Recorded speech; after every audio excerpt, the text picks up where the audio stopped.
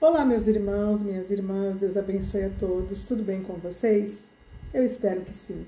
Estamos de volta a mais um vídeo do canal Jesus Vem, o Tempo Acabou. Para quem não me conhece, meu nome é Alessandra e eu gostaria de pedir a vocês que não são inscritos ainda neste canal, que se inscrevessem no canal, que deem like no vídeo se vocês gostarem do estudo e que ativassem os sininhos das notificações para que vocês sejam notificados todas as vezes que tiver vídeo novo do canal. E façam um comentário, ainda que seja um comentário breve ou simples, para que esse vídeo ele tenha relevância, né? Que o YouTube entenda que ele tem importância para outras pessoas e que ele venha ter esse engajamento de ser levado a mais e mais pessoas. Eu peço isso a vocês de todo o coração, para que a palavra do nosso Deus ela possa alcançar mais e mais pessoas, tá bom? Desde já eu agradeço a todos vocês. E hoje nós vamos ter mais um estudo importante aqui no canal. Nós vamos falar sobre a multidão vista no capítulo 7 de Apocalipse. Quem é essa multidão? Quem são os glorificados de Apocalipse 7 e 9? Nós vamos falar sobre isso hoje e vamos entender mediante a palavra, né? Quem são? Porque a palavra, ela explica a própria palavra. Tudo que está descrito na palavra, ela é complementada nos próprios textos bíblicos, né? Aquilo que está em Apocalipse, principalmente, a gente encontra essa confirmação dos escritos no livro dos profetas, que são as profecias do Antigo Testamento, que testificam também falando sobre os últimos dias, assim como o livro de Apocalipse, certo? Então nós vamos buscar na palavra entender, não o que eu acho, não o que você acha, não o que nós achamos, mas o que está descrito na palavra, porque existem muitas interpretações a respeito disso. Os pós-tribulacionistas concordam que seja a igreja e dizem, olha, a igreja estava dentro do período da grande tribulação. Os pré-tribulacionistas sempre pregaram, não, esta não pode ser a igreja, porque está dizendo lá que eles estão vindo da tribulação. Vamos analisar isso, vamos entender de fato e de verdade. Não sobre pré nem pós, mas o que é que a palavra nos diz. Porque existe um contexto único na palavra. O cumprimento das profecias serão de uma única forma. Então, por mais que existam várias interpretações de entendimentos de homens mediante a palavra, nós vamos buscar pelo Espírito Santo entender o que está descrito na palavra e que nos aponta, por esta revelação que o Espírito Santo nos dá da palavra, que é lâmpada para os nossos pés e luz para os nossos caminhos, para onde que ela nos aponta, tá bom? Nós vamos começar, então você que quiser acompanhar a leitura, Apocalipse 7, versículo 9. Vamos ler e vamos entender o que o Senhor estava nos dizendo aqui. O que o Senhor queria nos mostrar. Ou o que é que o Senhor estava mostrando para João naquele dia, quando foi revelado o Apocalipse para João na ilha de Patmos. Certo? Então vamos lá. Vamos começar, versículo 9.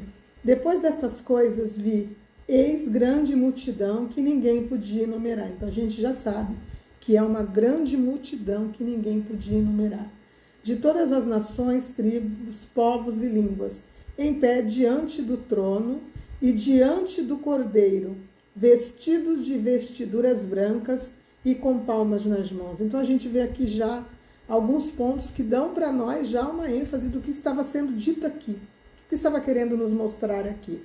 Então são muitas pessoas, uma multidão, que ninguém podia enumerar, de todas as nações, tribos, povos e línguas. Então é uma quantidade de pessoas que engloba toda uma multidão de todas as nações da terra e que estavam diante do trono de Deus e diante do Cordeiro.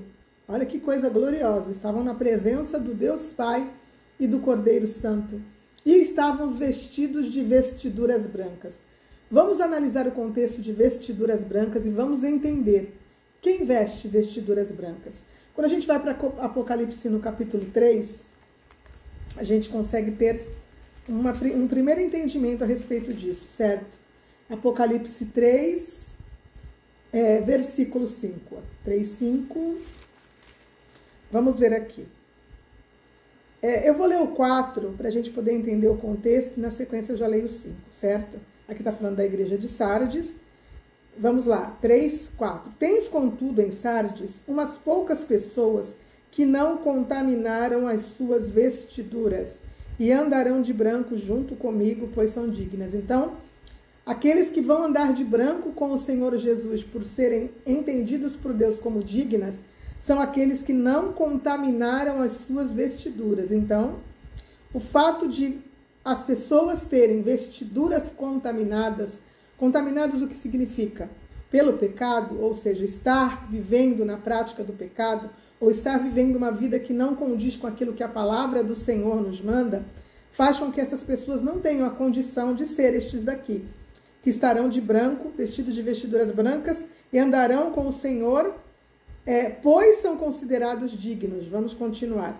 O vencedor será assim, vestido de vestiduras brancas, e de modo nenhum apagarei o seu nome do livro da vida. Pelo contrário, o confessarei seu nome diante de meu Pai e diante dos seus anjos. Então, a gente está vendo aqui que um dos pontos que aponta para a igreja do Senhor Jesus, para a noiva do Cordeiro, aquela que é entendida como noiva, porque a noiva, ela tem as vestiduras brancas, porque é entendido que ela é pura, que ela ainda que é casta, que é alguém que está com as suas vestes limpas, por isso veste branco, por isso a igreja do Senhor Jesus é tida como a noiva do Cordeiro, veste branco, pureza, lavados, no sangue de Jesus. Está nos aprontando aqui um ponto que nos dá a entender que aquela multidão é a igreja. Então nós temos um ponto já importante, eles estão vestidos de vestiduras brancas.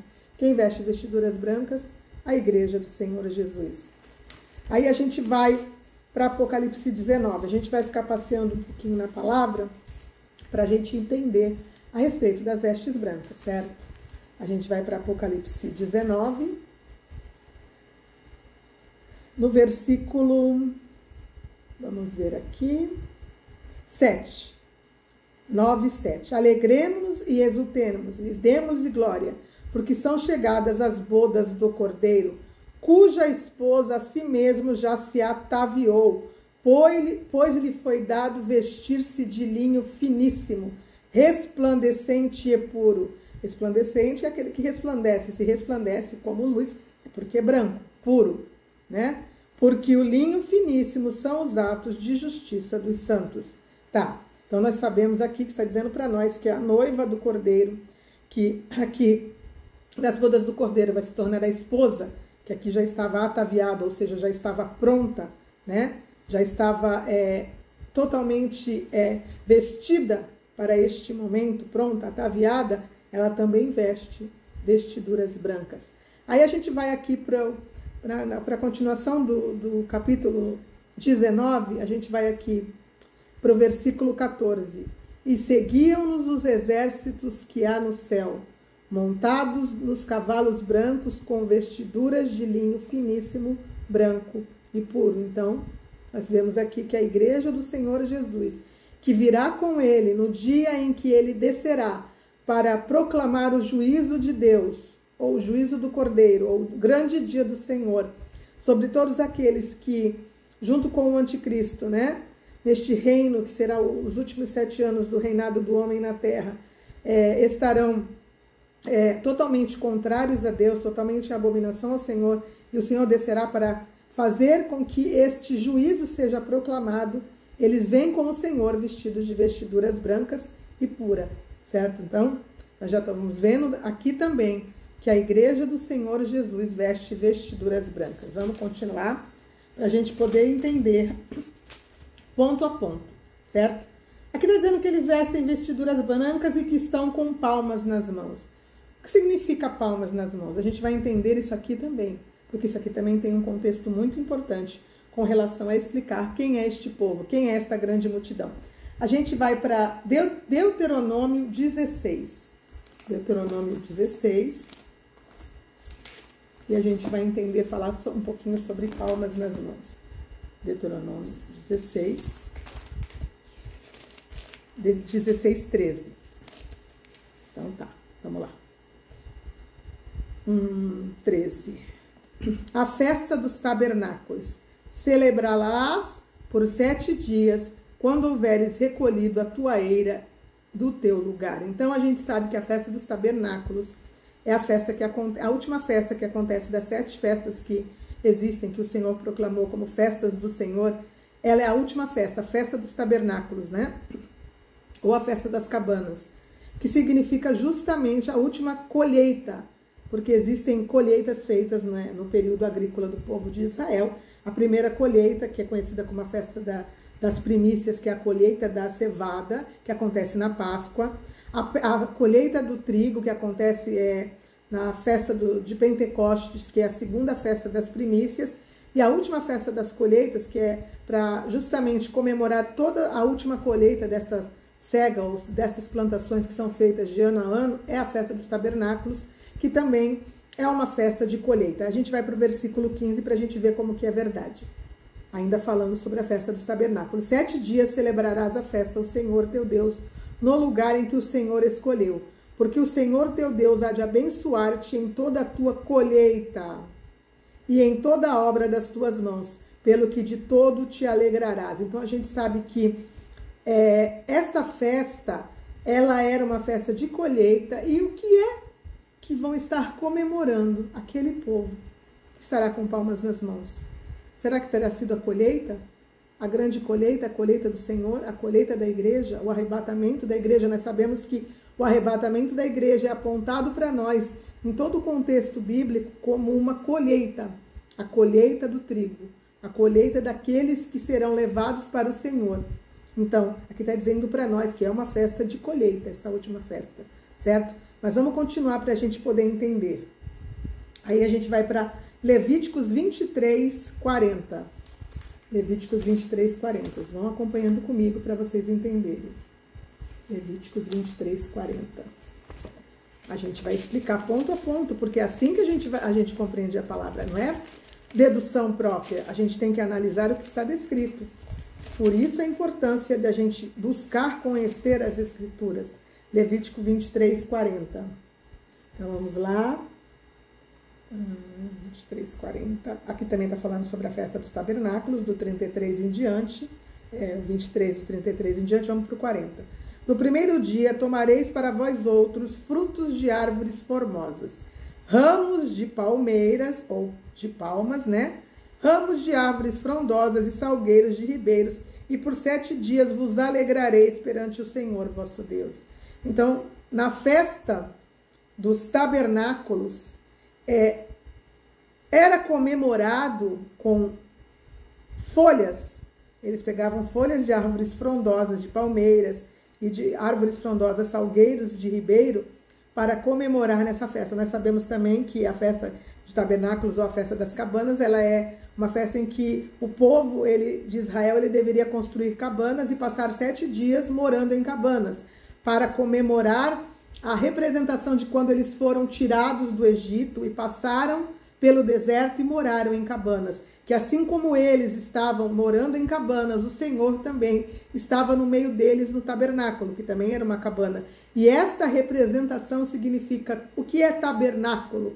Significa que o tabernáculo de Deus estava no meio deles, ou seja, eles estavam tabernaculando com o Senhor, ou o Senhor tabernaculando com eles, ou seja, morando com o Senhor. Então, a gente consegue entender aqui que aquele povo estava ali comemorando, vestido de vestiduras brancas e com palmas nas mãos, justamente uma festa em que se alegravam, porque estava sendo dito para eles ali que eles tinham ido tabernacular com o Senhor, ou o Senhor estaria tabernaculando com eles para sempre, porque o tabernáculo do Senhor diante deles ali era eterno.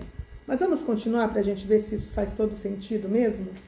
A gente vai para, agora, só um minutinho, Apocalipse 21.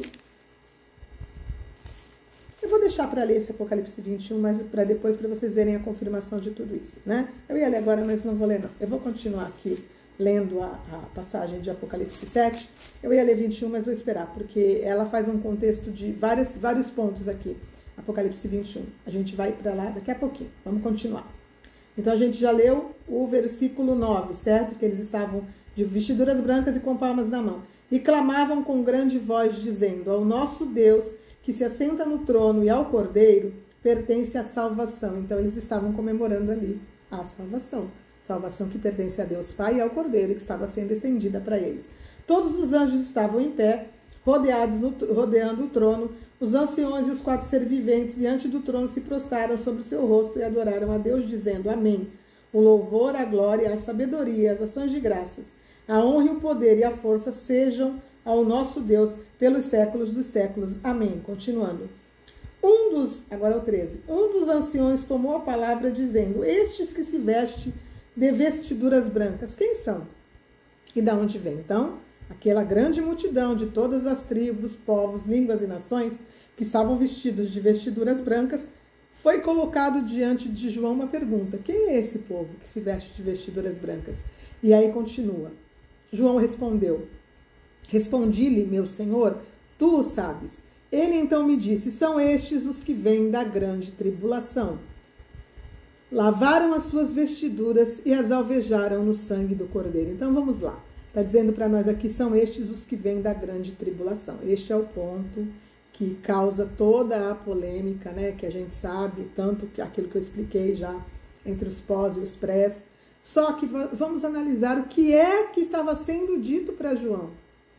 Certo? O que é que estavam querendo dizer? Não é o que eu acho, não é o que você acha, é o que estava realmente querendo ser dito aqui. O que está escrito no original grego? De que forma foi escrito? O que era que estava querendo ser explicado aqui? A gente precisa entender isso para poder entender a palavra. Então, muitas vezes as traduções feitas na Bíblia, elas nos remetem a mudanças, às vezes pequenininhas, que mudam todo um contexto. Eu vou até citar para vocês uma coisa aqui. Lá no livro de Zacarias, se eu não me engano, aqui é no capítulo 5, capítulo 5 de Zacarias, tem uma passagem que, para aqueles que gostam de estudar profecias, as pessoas devem conhecer, que fala sobre o rolo voando, né? E sobre uma mulher com asas. E ali a tradução ela é feita de uma forma que a gente não consegue entender o que é que Zacarias estava vendo. São as visões de Zacarias, né? Logo no princípio do livro de Zacarias tem algumas visões, e no capítulo 5 fala do rolo voante e fala desta mulher com asas, né? E aí, eu vendo um vídeo, inclusive, eu vi esse vídeo no YouTube, tá no YouTube, para quem não assistiu ainda, eu vou deixar no card, vou colocar esse vídeo aqui no card para que vocês vejam o quanto é importante e a necessidade de buscarmos o original, tanto do grego para o Novo Testamento, como do hebraico para o Antigo Testamento, quando existe algo que a gente não consegue entender, que existe uma polêmica naquilo que foi colocado ali, que não faz com que a gente consiga compreender o que está querendo dizer para nós aquela profecia. E este vídeo com esta mulher, ela foi citando, eu não vou dar explicações, vou colocar o vídeo para quem quiser ver, né? Porque a explicação é dela, não minha, mas eu vou citar, porque eu achei muito interessante, é que justamente na hora que está se falando ali, a tradução foi colocada mulher com asas, a tradução ali, por causa do hebraico, ser uma língua que não tinha vogais, né? Não tem vogais, só consoantes.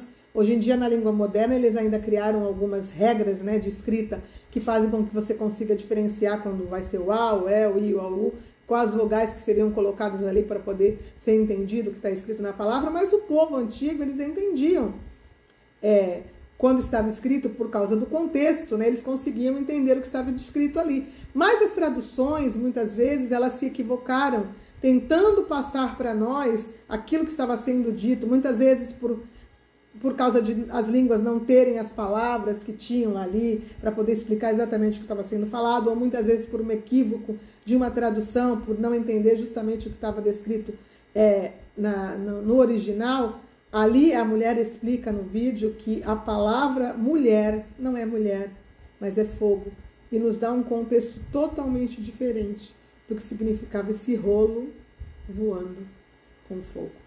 É muito interessante, se você quiser, vou colocar o vídeo aqui, mas isso só faz a gente entender que para que a gente venha compreender a palavra, exige de nós um interesse, de nos debruçarmos nas Escrituras, de examinarmos as Escrituras, para que a gente compreenda de fato o que estava querendo ser dito para nós. E isso acontece aqui também, então vamos lá. São estes os que vêm da grande tribulação. Bom, primeiro a gente vai pegar esta palavra tribulação. Se nós olharmos no contexto de que eu tenho feito vários vídeos explicando que nós já entramos nos selos, que os selos já estão sendo abertos, que o selo começou a ser aberto em 2020, que os selos são as dores de parto, que as dores de parto elas são do primeiro selo até o 7º, e que para que se inicie os últimos 7 anos da tribulação, ou a tribulação, a grande, né? Já vou explicar porque eu citei assim, ou a última semana de Daniel, ou os 7 anos da angústia de Jacó, porque a Bíblia dá outros nomes, aponta, né, de outra forma para esses últimos 7 anos do último reinado do homem na terra, que é o reinado do anticristo, para que se comece este 7 anos, né, da grande tribulação, que estão descritos num rolo, aqui em Apocalipse fala sobre isso, no capítulo 5, dizendo que está descrito, é um pergaminho escrito por dentro e por fora, e que ele está fechado, este pergaminho, e tem 7 selos fechando eles. E quem poderia abrir só esse selo? Somente o Cordeiro. Então, o Cordeiro começa a quebrar o primeiro selo e ele quebra todos os selos. O que significa isso? Que para se iniciar os acontecimentos que estão descritos dentro deste pergaminho, ou os últimos 7 anos da angústia de Jacó, ou a última semana de Daniel, precisa se quebrar os selos. Então, os selos, eles eram o quê? Eles eram a garantia de que uma carta, algo que chegava para algum rei, um documento, ou qualquer coisa que era feito no passado, ia chegar de um lugar a outro, sem que ninguém tivesse acesso a ler o que estava descrito ali. Então, se colocava o selo real, né? Ou o sinete, existia um sinete que fazia-se carimbar aquela cera que era derretida, e aquele símbolo daquele rei, daquele líder, fazia com que a pessoa soubesse que aquilo ali não tinha sido lido, né? Ninguém tinha tido acesso às informações que estavam ali descritas naquele pergaminho, naquele livro, naquela escrita, né? É a mesma coisa aqui. É a mesma coisa. Então, para se iniciar os últimos 7 anos da grande tribulação, precisa se quebrar os selos. E os selos são as dores de parto. Eu tenho vídeos explicando sobre isso, não dá para explicar aqui, mas que se já se iniciou esses últimos 7 anos, né? Aliás, as dores de parto, que são os últimos 7 selos, os 7 selos, gente, que vão ser quebrados para que se abra o pergaminho e comece os últimos 7 anos, então significa que uma tribulação já começou.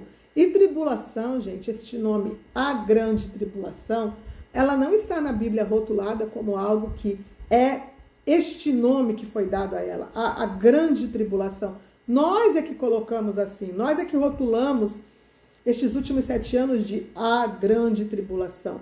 João, quando cita que a tribulação é a grande, ele está querendo dizer para nós que de todas as tribulações que a igreja viveu, esta seria a maior de todos os tempos. Por isso ele citou aqui no Apocalipse tribulação a grande, mas este contexto de a grande tribulação não é um nome que foi dado para os últimos 7 anos da angústia de Jacó. Nós é que rotulamos assim, pelo fato de lermos, né, o que está descrito e para citarmos, colocamos este contexto de grande tribulação. Vamos falar um pouquinho sobre tribulação. Vamos falar um pouquinho sobre tribulação. A gente vai para... Só um minutinho. Aqui. Romanos no capítulo 5. Vamos falar um pouquinho sobre tribulação. É importante a gente explicar, né? Romanos no capítulo 5. Vai nos dar um entendimento de que tribulação é uma palavra usada em todo o contexto da igreja. A igreja sempre passou por tribulações, certo? Então, Romanos 5, do 3 ao 5. Romanos 5, do 3 ao 5. Vamos lá. E não somente isto, mas também nós nos gloriamos nas próprias tribulações, sabendo que a tribulação produz perseverança, e a perseverança, experiência, e a experiência, esperança. Ora, a esperança não confunde, porque o amor de Deus é derramado em nossos corações pelo Espírito Santo que nos foi otorgado. Então, algo que anda junto com a igreja, em todo o contexto da história, a igreja já começou vivendo uma tribulação, e toda a história da igreja, a igreja viveu por tribulações. Então, a tribulação é uma palavra que anda ali, ó, alinhada com a igreja. Então, viver uma tribulação, ou a igreja estar dentro de uma tribulação, não significa que estavam apontando que a igreja sempre esteve dentro da última grande tribulação, ou a tribulação a maior de todos os tempos, a grande, certo? mas que a igreja sempre viveu tribulações, inclusive nessas dores de partos, onde os selos estão sendo abertos, a igreja está vendo tribulações e verá tribulações ainda, que vão ainda se, digamos assim, aumentar como as dores de parto aumentam, próximo da mulher chegar ao momento de dar à luz, né? Ela vai diminuindo o tempo e vai aumentando as dores. Assim, esta tribulação que a igreja do Senhor Jesus já está vivendo, como sempre viveu em todo o período da história, e vai viver até o momento do arrebatamento, ela também é uma tribulação em que a igreja estará vivendo, como todo o contexto da história. Vamos para Romanos 8 agora. Romanos 8, 35 ao 37. 8, 35 ao 37. Vamos lá. Aqui. Quem nos separará do amor de Cristo? Será a tribulação? Ou a angústia, ou a perseguição, ou a fome, ou a nudez, ou o perigo, ou a espada é guerra. Aí pode uns dizer aqui, tá vendo como a igreja vai viver dentro do período da tribulação? Ela tá falando justamente o que vai acontecer, olha lá, angústia, perseguição, fome, nudez, perigo, espada. Mas isso daqui é o contexto de que a igreja sempre viveu. A igreja, dentro das suas tribulações, ela sempre viveu angústias de perseguição, de fome, de nudez, ou seja, de escassez, de perigo e de guerra, de espada, né? De ser morto por causa do nome do Senhor Jesus. Quantos países de perseguição a gente ouve falar em que os cristãos são mortos até hoje? Quantos têm sido mortos? Tem engrossado o caldo do número dos mártires de Apocalipse do capítulo 6, do 5º selo, né? Quantos têm sido mortos, já foram mortos? A igreja primitiva, quantos foram mortos? Todo o período da história, quantos cristãos foram mortos por amor de Jesus, sendo colocados como mártires? Então, a tribulação é algo que anda junto com a igreja, mas isso não significa que a igreja estará dentro dos últimos 7 anos da angústia de Jacó ou da última semana de Daniel. Porque o que nos mostra na palavra, quando chama ela da última semana de Daniel, e Deus fala que é para... E o anjo, quando vem falar das 70 semanas, fala que é para o povo de Daniel, ou para o povo de Israel.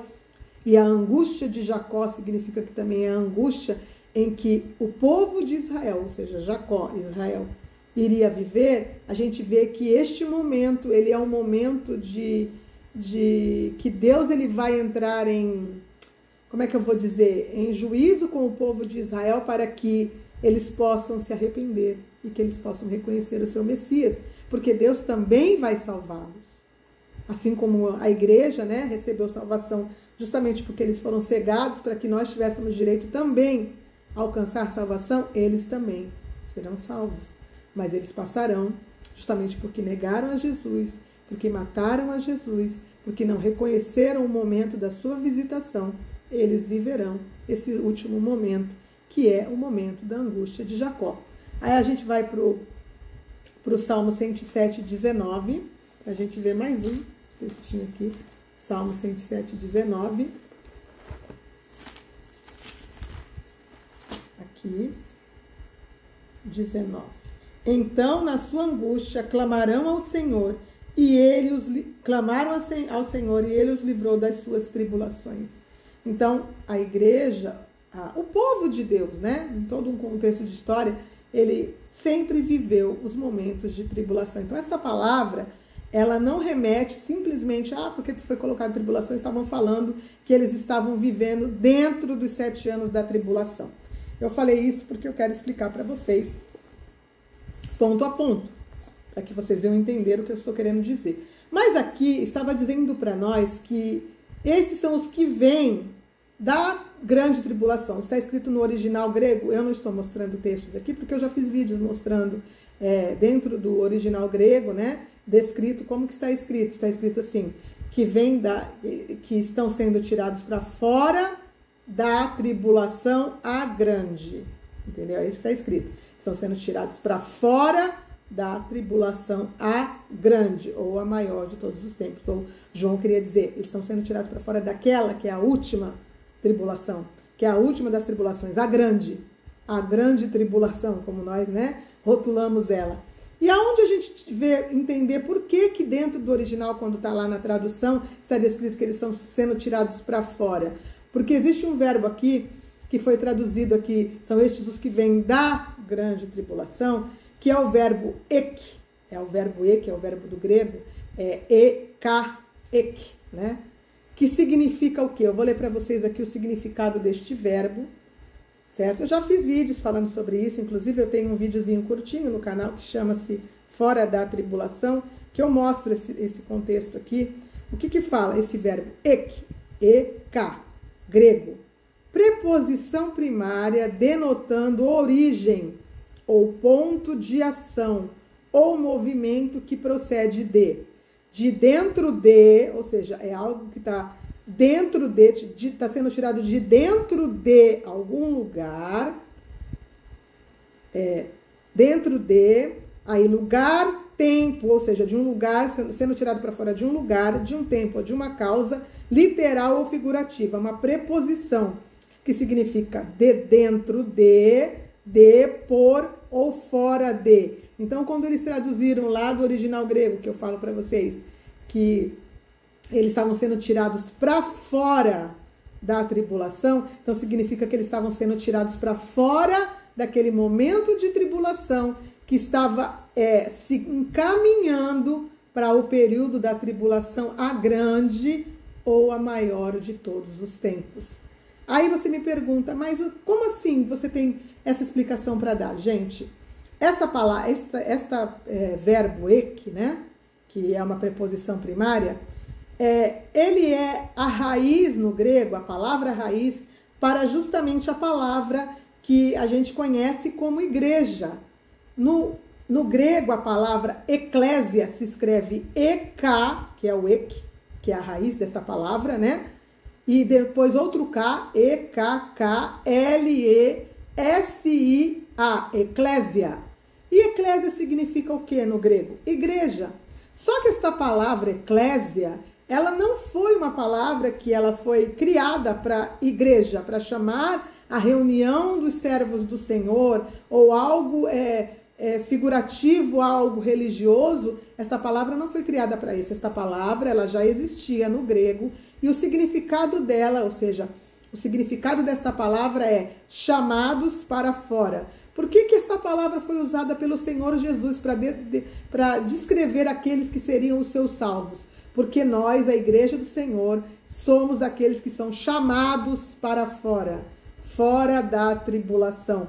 E esta palavra, no grego, ela é usada para reuniões políticas, onde as pessoas do povo são chamados para fora de suas casas para se reunir em praças, para que venham falar da política, daquilo que eles não concordam, para que eles venham discutir aquilo que está sendo feito, né, mediante a justiça política do povo. Então, aqui não é algo que está nos remetendo a algo religioso, eclésia, mas sim a algo que era os chamados para fora de suas casas, para se reunirem politicamente. E o Senhor colocou este nome porque isso aqui é algo profético. Porque aqueles que são chamados de igreja ou eclésia, que seriam chamados para fora, eles seriam chamados para fora por Deus da grande tribulação. Chamados para Deus, os chamados para fora. Então, eu tenho um vídeo também que chama-se Profético, Eclésia, os chamados para fora. Vou colocar aqui no card também, que ali eu explico com detalhes, para quem não conhece, para quem não viu também esse contexto daquilo que eu já falei. Então, a gente está vendo aqui que, vamos ler como está descrito agora. Respondi-lhe, meu Senhor, tu sabes. Ele então me disse, são estes os que são tirados para fora da tribulação a grande. Lavaram as suas vestiduras e as alvejaram no sangue do Cordeiro. Lavaram as suas vestiduras e as alvejaram no sangue do Cordeiro. Mais um ponto aqui importante. Vamos ver aqui Apocalipse 22, que eu falei para vocês que eu ia ler, né? Apocalipse 22, por isso que ela tem um contexto muito importante, né? Lavaram as suas vestiduras e as alvejaram no sangue do Cordeiro. Apocalipse 22, 14 e 15. Apocalipse 22, 14 e 15. Vamos lá. Aqui. Bem-aventurados aqueles que lavam as suas vestiduras no sangue do Cordeiro, para que lhes assista o direito à árvore da vida e entrem nas cidades pelas portas. De fora ficam os cães, os feiticeiros, os impuros, os assassinos, os idólatras e todo aquele que ama e pratica a mentira. Então a gente vê aqui que Deus está separando um povo, que são aqueles que são lavados e remidos no sangue do Cordeiro, para receberem o direito à árvore da vida e entrem na cidade pelas portas. Que cidade é essa? A Nova Jerusalém, justamente a cidade que é chamada de esposa do Cordeiro. Por quê? Porque ali morará a igreja, os arrebatados, os que terão seus corpos transformados, os que são a esposa do Cordeiro, morarão na Nova Jerusalém. Esse é um assunto que a gente tem que explicar assim de forma longa, mas eu tenho um estudo do Apocalipse, onde eu tenho capítulo por capítulo, eu tenho lá Apocalipse capítulo 22, eu explico, né, alguns detalhes sobre isso, e tenho também o último, que é do estudo, que é as considerações finais, que eu explico muito sobre todo esse contexto, não dá para explicar tudo agora. Mas a gente está vendo que aqueles que lavam as suas vestiduras são aqueles que vão ter direito à árvore da vida e vão entrar na cidade pelas portas. Vamos continuar.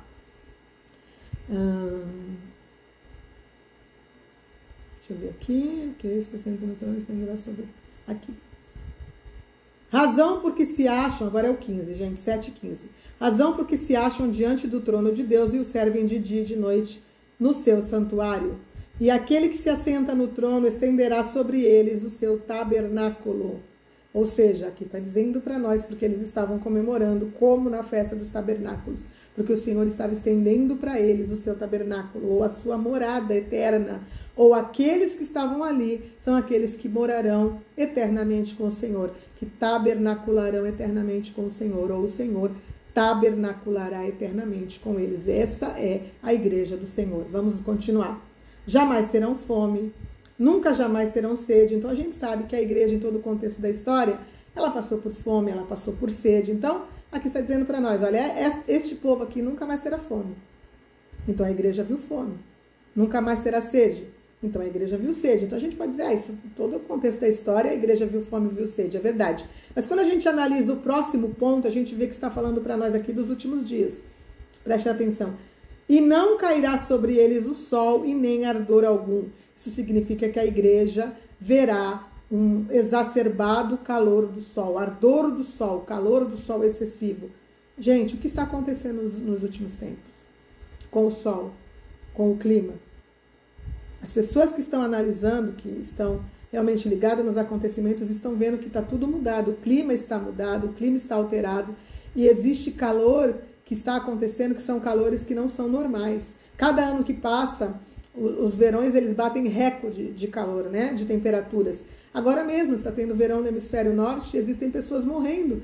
Inclusive teve um caso lá na Arábia Saudita, né? Que as pessoas que estavam lá comemorando as festas deles lá na cidade de Meca, eles morreram muitas pessoas, centenas de pessoas morreram por causa do excesso de calor. Então, aqui também a gente vê excesso de calor, coisas que estão acontecendo que não são normais. Nós estamos em pleno inverno, né? Eu moro aqui na Baixada Santista, no litoral de São Paulo, e no inverno, por mais que o inverno não fosse tão frio, tinha anos que fazia mais frio, anos que fazia menos frio, mas sempre foi frio. Eu estou aqui, hoje está até um pouquinho mais fresco, porque choveu, mas eu estou com o ventilador ligado. Aonde, gente, em toda a história de tempos que eu me lembro, de me entender por gente, que no mês de junho nós estaremos com o ventilador ligado, porque estaria calor. Eu nunca vi isso. Eu nunca vi. Isso é algo para mim que cada dia nos mostra que as alterações climáticas, elas estão acontecendo e que a igreja do Senhor Jesus veria o calor do sol e que vai piorar, porque está dizendo que o ardor do sol aqui foi forte, mas a igreja não passará mais por isso, é porque nós estamos vendo e vamos ver piorar esses acontecimentos. E no que diz respeito à fome, à sede, e a todos os acontecimentos, quando a gente diz que os selos já estão sendo abertos, significa que a gente já está vendo, né, os acontecimentos. E quando a gente vai aqui para o terceiro selo, que é Apocalipse 6:5, que fala sobre, né, a caristia, porque este selo, muitos falam que é o selo da fome, mas na realidade, este selo é a abertura do selo da fome com a caristia. Se a gente vê aqui no 6, eu ouvi como uma voz no meio dos 4 seres viventes dizendo: uma medida de trigo por 1 denário e 3 medidas de cevada por 1 denário. Ou seja, quando a alimentação ela diminui, ou a produção, né, ela fica mais escassa, o que acontece? Acontece a caristia dos alimentos. E não é isso que a gente está vendo, gente? Os alimentos se tornando mais caros. Então ele é o início da fome com a caristia. Mas aqui mostra para nós que a igreja está na terra, sim, neste período, que os selos já estão sendo abertos, e esse terceiro selo já se abriu, ó. E não danifiqueis o azeite e o vinho. Azeite, símbolo do Espírito Santo, vinho, símbolo do sangue do Cordeiro. Azeite e vinho, símbolo da igreja do Senhor.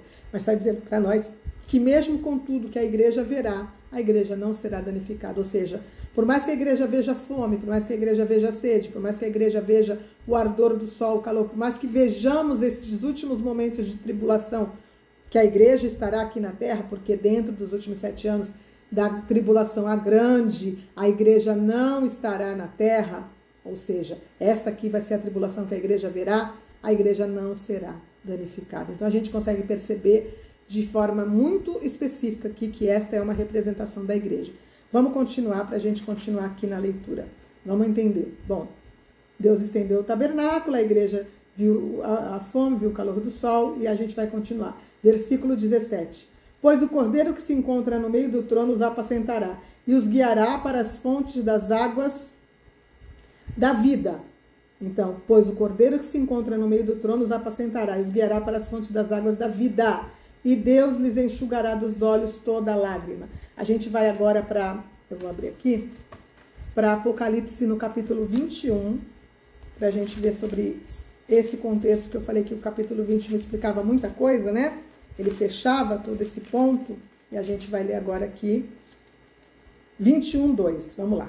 Vi também a cidade santa, a Nova Jerusalém, que descia do céu, da parte de Deus, ataviada como noiva, adornada para o seu esposo. Ou seja, a Nova Jerusalém é a morada da noiva do Cordeiro, que é o esposo, né? Então ouvi uma grande voz vinda do trono dizendo: eis o tabernáculo de Deus com os homens. Deus habitará com eles e eles serão o povo de Deus. E Deus mesmo estará com eles, ou seja, vai tabernacular com eles para sempre. E lhes enxugará dos olhos todas as lágrimas. E a morte já não existirá. Já não haverá luto, nem pranto, nem dor, porque as primeiras coisas passaram. E aquele que se assenta no trono disse: eis que faço nova todas as coisas. E acrescentou: escreve, porque essas palavras são fiéis e verdadeiras. Então a gente vê bem especificamente aqui que a palavra de Deus, que é fiel e verdadeira, nos mostra que realmente Deus ele está enxugando os olhos da igreja de todas as lágrimas. Mais um ponto que aponta para nós que essa é a igreja do Senhor. Gente, só um minutinho que eu já vou voltar. Voltei, gente. Deus abençoe. Desculpa ter tido que dar uma pausinha, mas tudo bem, né? Vocês não vão perceber pelo corte mesmo, mas eu precisei resolver um assunto. E, bom, eu já expliquei para vocês aqui, a gente pôde ver por cada ponto, né? Que nós mostramos aqui, que realmente estes glorificados, ou esta grande multidão de povos, nações e línguas, que está descrito aqui para nós no Apocalipse 7, versículo 9, a palavra nos aponta que estes são a igreja do Senhor, a noiva do Senhor, aqueles que serão arrebatados, aqueles que serão, né, levados para a presença de Deus, para tabernacularem com o Senhor eternamente. A gente vai continuar, eu queria continuar agora falando sobre, porque a gente já viu aqui sobre uma primeira multidão, que Apocalipse fala, né, que são esses daqui, uma multidão grandiosa de povos, nações, línguas, tribos, né? Povos, nações e línguas, que são apontados para nós aqui, que a gente viu todas as características que nos aponta que esta é a igreja do Senhor Jesus. Agora a gente vai voltar só um pouquinho aqui para Apocalipse 7:1, e fala aqui em Apocalipse 7:1 é a descrição dos 144 mil, certo? A gente sabe que a descrição dos 144 mil aqui nos aponta para algo interessante. Eu vou ler aqui do versículo 2 em diante, 7:2.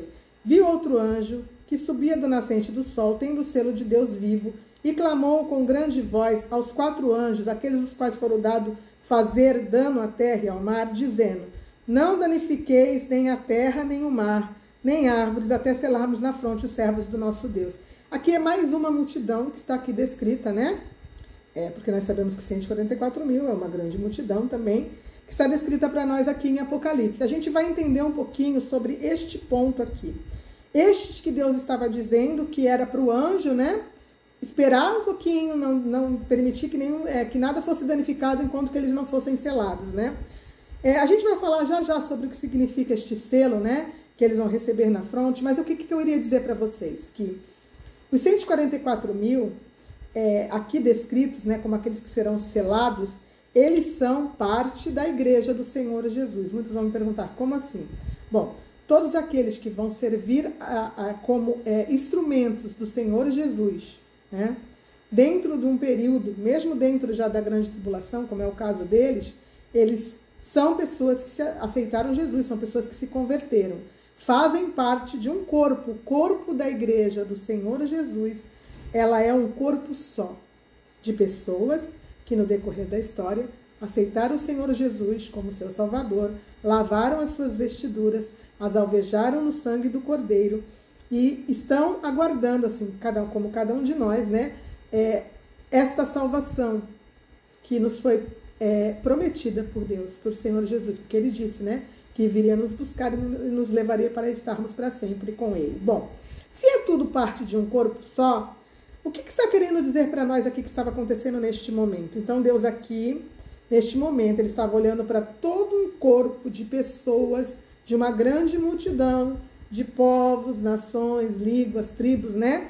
E Ele fez o que aqui? Ele separou, ou Ele revelou, no meio da sua igreja, 144 mil que foram separados de uma só nação, que são da nação de Israel, está descrito para nós aqui. Então, eu vi o número dos que foram selados e eram 144 mil de todas as tribos dos filhos de Israel. Então, dentro de um contexto de povos de todas as nações, uma parte de que significa 144 mil da nação de Israel, de todas as tribos, as 12 tribos de Israel, foram separados para um propósito. Então, Deus desmembrou de uma multidão grandiosa de todas as nações uma quantidade de pessoas e selou-as para um propósito, que é o propósito que a gente vai continuar explicando. Então, é como se aqui Deus estivesse dentro do corpo da igreja, fazendo com que fosse revelado aqueles a quem Deus daria este propósito de estarem aqui dentro do período da grande tribulação. Então, assim como a igreja, a noiva, que são aqueles que a gente viu ali no 7:9, vão ser tirados da terra e vão estar diante do trono de Deus e do Cordeiro, e ali eles estarão se ataviando, se preparando para esta salvação, para este casamento, para estas bodas do Cordeiro. Estes aqui também serão levados, serão selados de uma forma específica, para que também venham participar de um propósito dentro da tribulação. Então, eles voltarão para este propósito.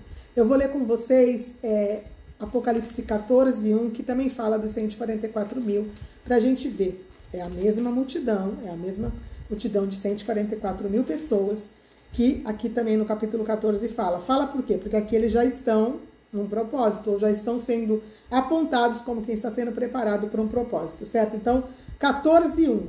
Olhei e eis o Cordeiro em pé sobre o monte Sião, e com ele os 144 mil, tendo na fronte escritos o seu nome e o nome de seu pai. Então, aqui está dizendo para nós o que foi o selo que eles receberam, certo? Eles receberam um selo na fronte, e este selo era o nome de Deus Pai e o nome do Senhor Jesus, né? Aquele novo nome, né? Que o Senhor Jesus tem, que vai estar na testa dos 144 mil. A gente já fala sobre isso já, vamos continuar. Aqui está falando que eles estavam sobre o Monte Sião. A gente sabe que existe um Monte Sião, que é o Monte Sião da cidade de Jerusalém terrena, né? Que é justamente o monte que está dentro da cidade de Jerusalém, que é o Monte Sião, que representa este Monte Sião da cidade de Jerusalém celestial. Então, Jesus estava com os 144 mil sobre o Monte Sião da cidade de Jerusalém celestial, ou um Monte Santo celestial.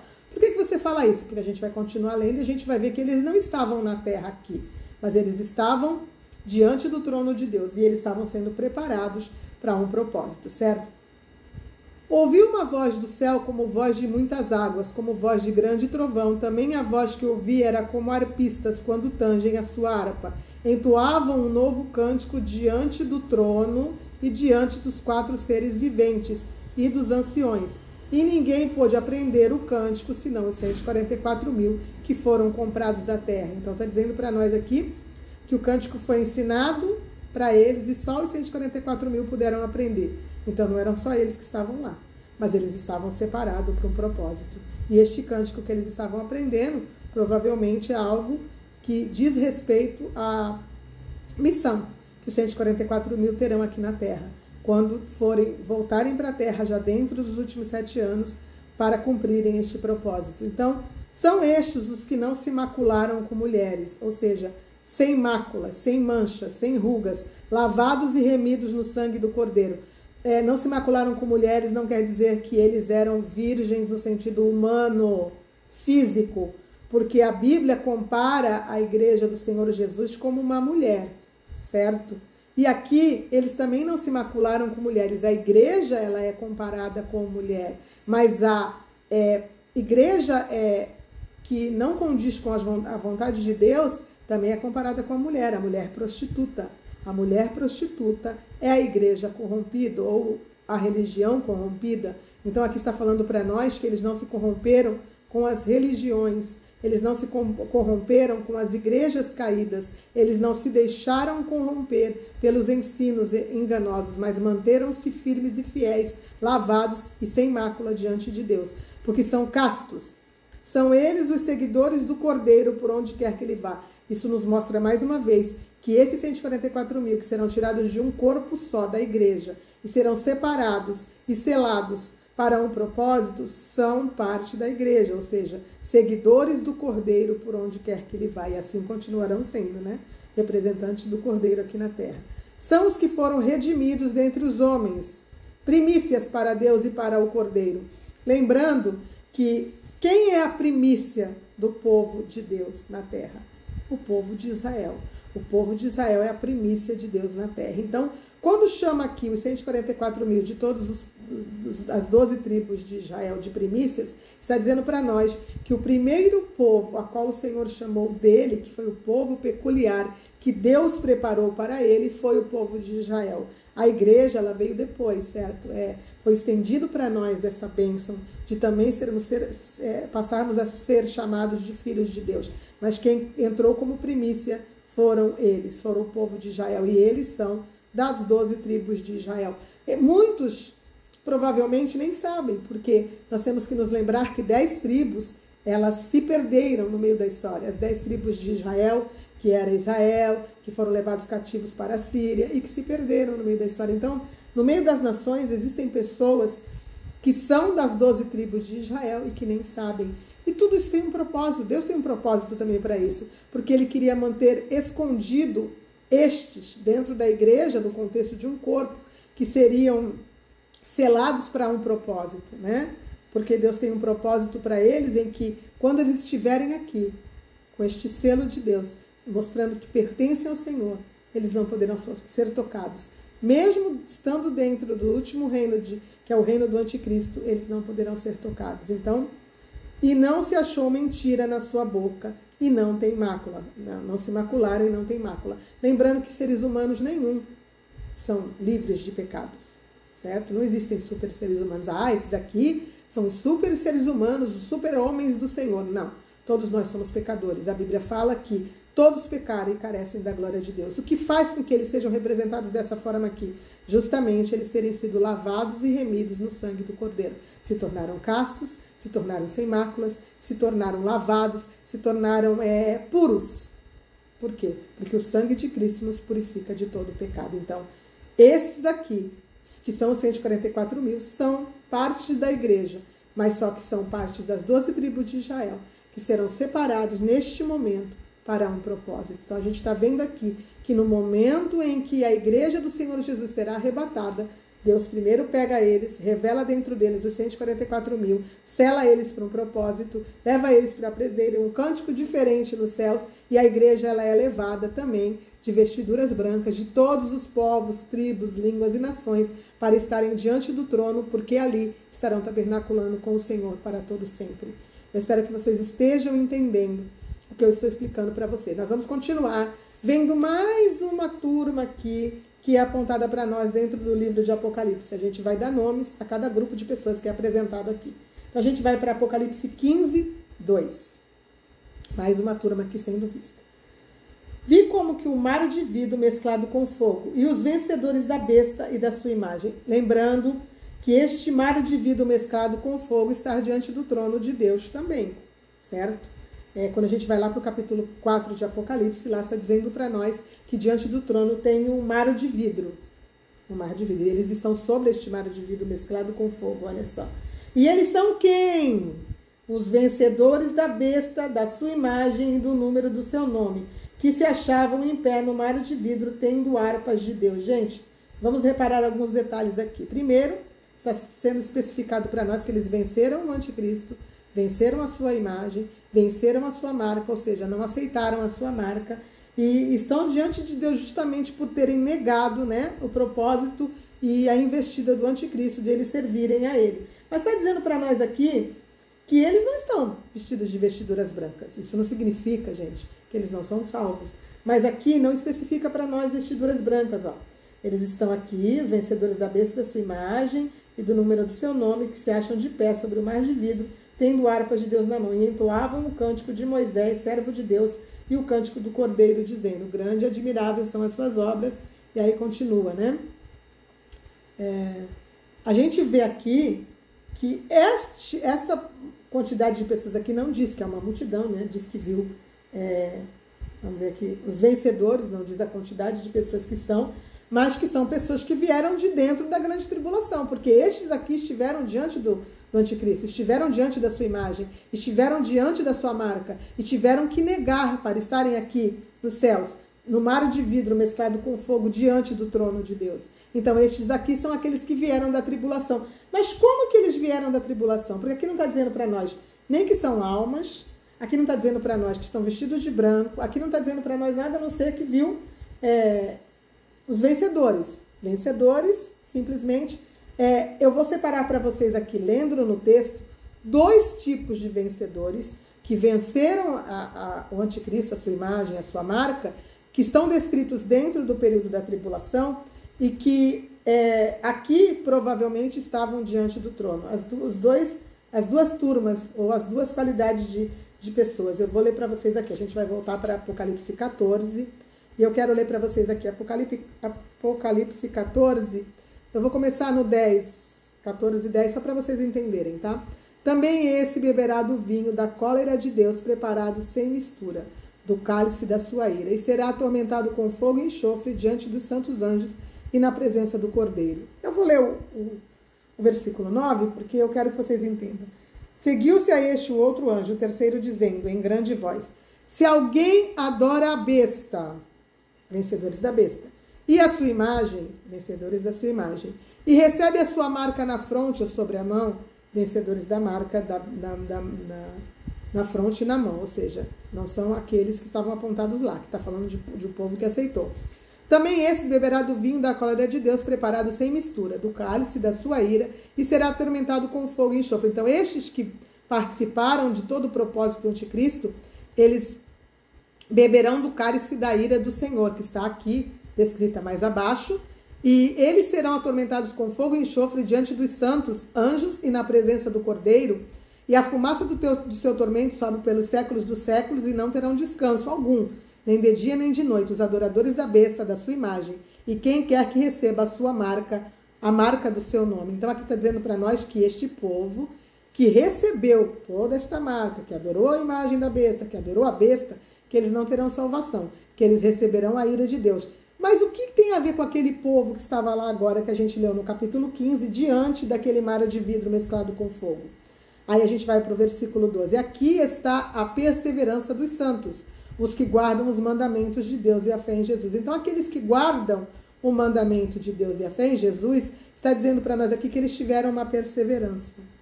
Eles perseveraram em seguir ao Senhor, em obedecer ao Senhor, e ter as suas fés mantidas no Senhor Jesus, mesmo diante da situação de serem colocados diante aqui deste contexto de todo o propósito e projeto do anticristo, de adorar ao anticristo, de adorar a sua imagem, de receber a sua marca, e eles perseveraram em crer no Senhor. E por causa deles ter perseverado, o que aconteceu com eles?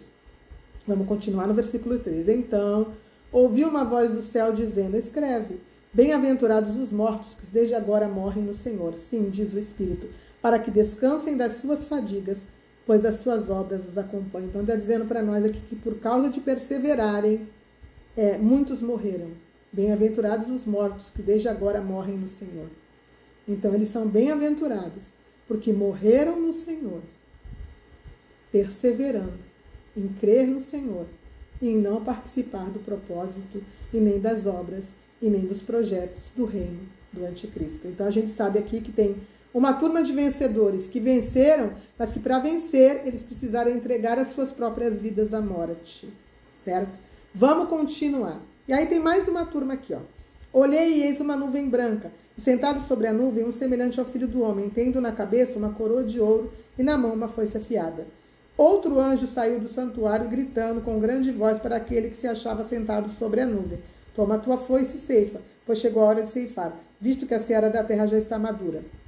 Então aqui está mostrando para nós que existia na terra, neste período aqui, em que os mortos em Cristo estavam, os mártires em Cristo estavam ainda sendo produzidos dentro do período da grande tribulação, porque perseveraram e creram no Senhor e negaram o anticristo, e que existia aqui uma ceifa também, pessoas que de certa forma também estavam perseverando em fugir da presença do anticristo para não aceitar os seus propósitos, e por causa disso também pagaram o preço, né? E que estavam o quê? Prestes a ser ceifados. O que é ser ceifado? Ser colhido. A foice é para colher. Os agricultores usam a foice para colher. Muitos falam que isso aqui é o arrebatamento da igreja. Mas vamos parar e vamos pensar. Se Paulo, quando fala do arrebatamento da igreja, ele diz que os vivos de modo nenhum precederiam os que dormem, que os mortos em Cristo ressuscitariam primeiro e nós, os que estivéssemos vivos, seríamos arrebatados com o Senhor nas nuvens do céu, a encontrar o Senhor nos ares. E muitos falam, não, porque o Senhor Jesus não vai voltar 2 vezes. Mas aqui, o texto de Paulo nos afirma que as pessoas que serão arrebatadas encontrarão com o Senhor nas nuvens, no céu. O Senhor Jesus não virá aqui na terra buscar eles. As pessoas serão levadas até o céu. Mas tudo bem, as pessoas dizem, esse aqui é o arrebatamento. Mas cadê a ressurreição dos mortos? Para esse arrebatamento. Aqui falou dos mortos, que estavam morrendo no Senhor, que estão lá diante do trono, e no Apocalipse 15, 2. Mas aqui está falando de uma ceifa, mas não está falando de um arrebatamento, de uma ressurreição dos mortos. Então aqui quebra o contexto de que aqui seja o arrebatamento da igreja. Por mais que muitos queiram crer que gente. Mas aonde a gente vai encontrar estes que estão morrendo aqui no Senhor e que estavam também lá diante do trono, diante do trono de Deus lá no mar de vidro, que eram vencedores, que ele está dizendo que estavam os vencedores. Provavelmente aqueles que foram arrebatados, mas não transformados com corpos glorificados, e aqueles que estavam mortos, estavam diante de Deus. Aí a gente vai para Apocalipse no capítulo 20 e a gente encontra algo que nos aponta para confirmar que não tem como. Vamos pensar. Apocalipse no capítulo 20, no versículo... deixa eu ver aqui. 4. Presta atenção. Vi também tronos, e nestes sentaram-se aqueles dos quais foi dada autoridade para julgar. Vi ainda a alma dos decapitados. Então aqui está dizendo para nós, bem-aventurados aqueles que morrem no Senhor. Como que eles morreram? Qual foi a morte que eles foram submetidos? Podem ter morrido de outras formas? A Bíblia não fala. Mas a Bíblia está dizendo para nós aqui, que aqui estava diante do trono lá, desses aqui que foram colocados para julgar, a alma. Então eles eram almas. Almas dos decapitados por causa do testemunho de Jesus, bem como por causa da palavra de Deus. Lembra que eles guardaram o testemunho de Jesus e a fé, o testemunho da palavra de Deus e a fé em Jesus? Tantos quantos não adoraram a besta, nem tampouco a sua imagem, nem receberam a marca na fronte e na mão, e viveram, e reinaram com Cristo durante 1000 anos. Então aqui eles estavam sendo o quê? Ressuscitados. Eram almas que estavam diante desses tronos que receberam autoridade para julgar, e estavam sendo ressuscitados.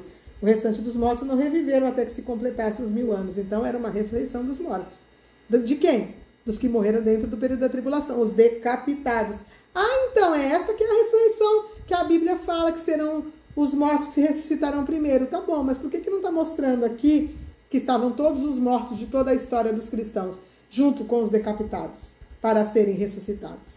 E outra coisa, gente, aqui está acontecendo isso depois, no final já do juízo de Deus sendo derramado, quando Cristo já tinha vencido o anticristo, a sua imagem, o falso profeta já tinha lançado eles aqui, ó, no 19:21. No 19:20. Mas a besta foi aprisionada, e com ele o falso profeta, que com sinais feitos diante dele, seduziram aqueles que receberam a marca da besta e eram os adoradores da sua imagem. E os dois foram lançados vivos dentro do lago de fogo, que arde com fogo e enxofre. Então aqui o anticristo já estava no lago de fogo, o falso profeta já estava no lago de fogo, os restantes foram mortos com a espada que saía da boca daquele que estava montado no cavalo, e todas as aves se fartaram das suas carnes. Então o Senhor já tinha feito juízo, já tinha matado eles com a espada que sai da sua boca. E aí, aqui não tem como esse arrebatamento, essa ressurreição acontecer depois, porque aqui, ó, então vi descer do céu um anjo, na continuação do capítulo 20, que tinha na mão a chave do abismo e uma grande corrente. Ele segurou o dragão, a antiga serpente, que é o diabo e Satanás, e prendeu ele por 1000 anos, ou seja, ele prendeu ele durante o milênio. Então aqui já estava apontando-se o início do milênio. Prende-se Satanás, julga-se lá diante do trono aqueles que tinham sido decapitados para fazer com que eles ressuscitassem, para viver e reinar com Cristo por 1000 anos. Então aqui já era sobre o milênio. Os 7 anos da tribulação já tinham terminado. Mas, meu Deus do céu, se aqui estava tendo a ressurreição dos mortos, que vem primeiro, né, isso que Paulo falou, antes daqueles que estivessem vivos serem arrebatados, como é que o arrebatamento está acontecendo depois do juízo, se o Senhor Jesus, quando desce aqui no capítulo 19, 11, viu os céus abertos e eis um cavalo branco, e o seu cavaleiro se chama Fiel e Verdadeiro, julga e peleja com justiça. E os seus olhos são como chama de fogo, e aí vai explicar tudo aqui que o Senhor Jesus está vestido com um manto tinto de sangue, o seu nome se chama Verbo de Deus, e seguiam-lhe os exércitos que há no céu, montados em cavalos brancos, com vestiduras de linho finíssimo, branco e puro. Sai da sua boca uma espada afiada, para com ela ferir as nações. E ele mesmo as regerá com cetro de ferro, e pessoalmente pisará o lagar do vinho do furor da ira do Deus Todo-Poderoso. Deus descendo para a ira, Deus com a espada saindo da sua boca, que foi a que ele matou lá no finalzinho do capítulo 19. O restante jogou o anticristo e o falso profeta no lago de fogo, e depois, na sequência, que Satanás foi amarrado, e depois, na sequência, que se ressuscitou os decapitados. Então ali não pode ser a ressurreição para o arrebatamento, porque eles já estão descendo aqui com o Senhor, vestidos de brancos. Aí eu já ouvi dizer, mas esses aqui são os anjos. Mas aqui está sendo bem específico, ó, vestidos de linho finíssimo, branco e puro. E aí a gente vai aqui de volta para o 19:8, pois foi dado vestir-se de linho finíssimo, resplandecente e puro, porque linho finíssimo são os atos de justiça dos santos. Ato de justiça dos santos. Então, aqui os santos estavam vestidos de branco, linho finíssimo, porque eles receberam isso. E eles estavam descendo com o Senhor na sequência. Então não podia ser aqueles lá, os mortos em Cristo sendo arrebatados, para acontecer o arrebatamento da igreja na sequência, sendo ressuscitados, né? Para acontecer. Gente, vamos acompanhar o contexto. Tem gente que não acredita que o livro de Apocalipse está numa sequência, mas está. E como que você me aponta isso? Para começar, porque todas as coisas que acontecem estão numeradas. 1, 2, 3, 4, 5, 6, 7. 1, 2, 3, 4, 5, 6, 7. Significa que é uma sequência. Ah, mas não tem nada a ver. Pode acontecer 1, 2, 3, 4, 5, 6, 7 de uma coisa antes da outra. Tudo bem, se vocês quiserem olhar por esse ponto. Mas quando a gente olha, certo? Descrito na palavra, os 3 ais, que é o primeiro ai, o segundo ai e o terceiro ai, a gente vê ali sim, mostrando para nós que o Apocalipse, ou o livro do Apocalipse, ou os últimos 7 anos da tribulação, os acontecimentos dentro deste período, estão sim numa sequência. Existe o primeiro ai acontecendo, existe o segundo ai acontecendo e existe o terceiro ai acontecendo. O segundo ai acontece justamente quando as 2 testemunhas são mortas. O primeiro ai, se eu não me engano, depois que acho que a 6ª trombeta é tocada, se eu não me engano, e depois tem o terceiro ai, que é o do juízo. Eu não vou procurar agora, mas é só vocês pesquisarem os 3 ais e verem onde eles estão descritos e ver se estão contados como 1, 2 e 3 ais, o primeiro, o segundo e o terceiro ai, é porque é uma sequência. É simples assim. Eu tenho um estudo do Apocalipse falando, sim, que o livro de Apocalipse está numa sequência. Todo o contexto do que acontece dentro desses acontecimentos especificados no livro de Apocalipse estão numa sequência. E essa sequência nos mostra e nos aponta os acontecimentos da forma que elas estão diante aqui da palavra do Senhor. Vamos continuar? Bom, a gente já achou aqui as multidões, certo? A gente já achou as multidões e a gente já viu que os que estão em Apocalipse 15 são aqueles que estão dentro da tribulação. Ali estão os dois grupos de vencedores. Os que foram tirados num arrebatamento secundário ou numa ceifa secundária e os que morreram em Cristo. Só que os que morreram em Cristo estavam como almas e os outros estavam com corpos. Corpos, mas não glorificados. Corpos provavelmente abençoados, mas não corpos glorificados como a igreja vai receber. E esses que estavam lá, eles são aqueles que participam das bodas do Cordeiro como convidados, como está escrito aqui em 19. Ó. Quando a gente lê o versículo 6, a gente vê aqui a noiva. Ó. Quer ver? Então ouvi uma grande voz de numerosa multidão, como de muitas águas, como forte trovão, dizendo, pois reina o Senhor, o Deus Todo-Poderoso. No 7. Alegremos-nos e exultemos e demos-lhe glória, porque são chegadas as bodas do Cordeiro, e cuja esposa, aqui ela já era esposa, a si mesmo já se ataviou. Então, se ela já era esposa, é porque o casamento já tinha sido consumado. Eu tenho um vídeo que eu explico que a consumação deste casamento representa justamente o momento em que os salvos serão julgados no julgamento do Cordeiro. E esse julgamento será para quê? Para que recebam galardões. Justamente os galardões serão o cumprimento, né? Que o casamento de Deus com a sua igreja ali, quando os galardões tiverem sido distribuídos, será que eles vão estar concluindo ali o propósito de consumar o casamento. Então aqui ela já era esposa e ela estava indo para a ceia das bodas do Cordeiro. E aí diz aqui para nós assim.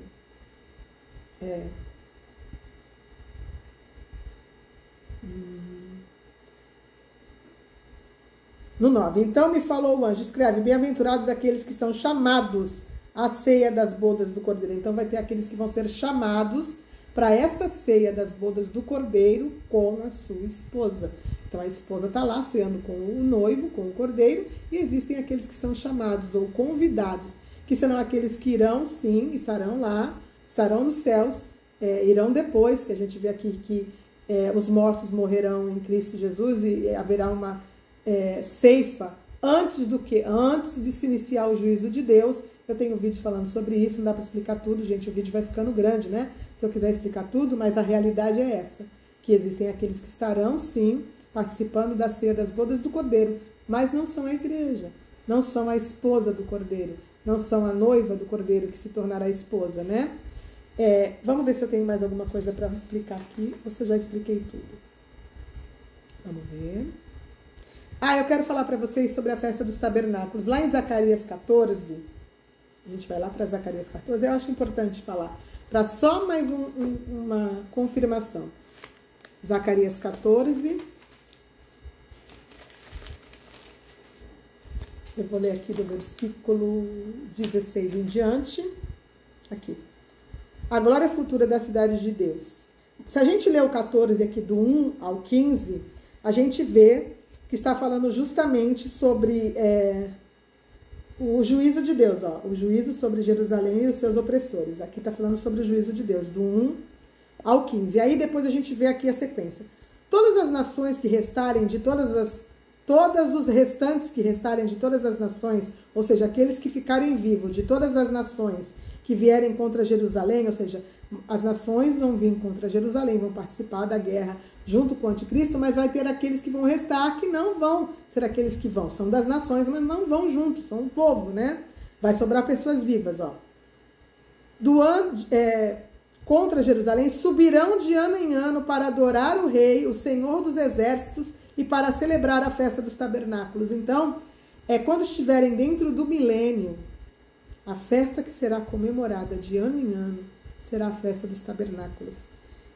Por que a festa dos tabernáculos? Justamente porque quando o povo, num contexto geral, tanto a igreja, que é a esposa do Cordeiro, dentro do milênio, como aqueles que serão ressuscitados, os decapitados, para viverem e reinarem com Cristo por 1000 anos, como estes que se tornarem vivos, entrarão dentro do milênio e terão que ir adorar o Senhor na festa dos tabernáculos, porque eles estarão tabernaculando com o Senhor no reinado de 1000 anos do Senhor Jesus aqui na terra. Então é bom especificar isso, porque o tabernáculo de Deus vai ser estendido neste milênio para outras pessoas que não estarão como a igreja, que vai reinar com Cristo, junto com ele com cetro de ferro, não é o que fala em Apocalipse? Fala em Apocalipse nas cartas às igrejas, e fala em Apocalipse 12, que o filho varão vai reinar com Cristo com vara de ferro, ou seja, o Senhor Jesus vai reinar com vara de ferro e os que são a sua noiva também vão ajudar a reinar com vara de ferro, ou seja, a igreja ou a esposa vai reinar juntamente com Cristo dentro do milênio. Sobre quem? Sobre os povos que estarão lá. Por que vai ter pessoas que dentro do milênio, no final do milênio, vão ser assediadas pelo diabo quando ele for solto, no fim do milênio, né? Que ele vai ser solto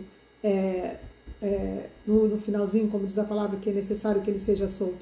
Por que vão ser assediados? Porque vão ter pessoas lá que ainda, humanamente falando, vão ser capazes de pecar e vão aceitar serem assediados pelo diabo. Por isso vão existir dentro do milênio essas pessoas. A gente acha na Escritura que entrarão pessoas lá, que serão aqueles que vão restar dos povos, né, que estarão na terra vivos ainda, que das nações que se levantaram contra Deus. Eles não se levantaram, mas eles fazem parte dessas nações.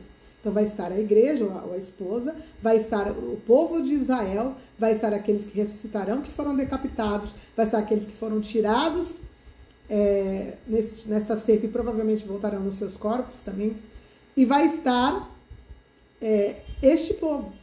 Então a gente vê um contexto completo aqui. Eu espero que vocês tenham entendido. Eu tive aqui todo um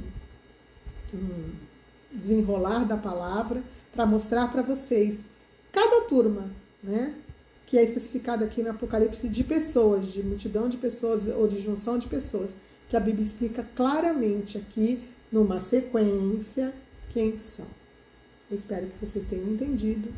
Deus abençoe a todos. Fiquem com Deus. E até a próxima.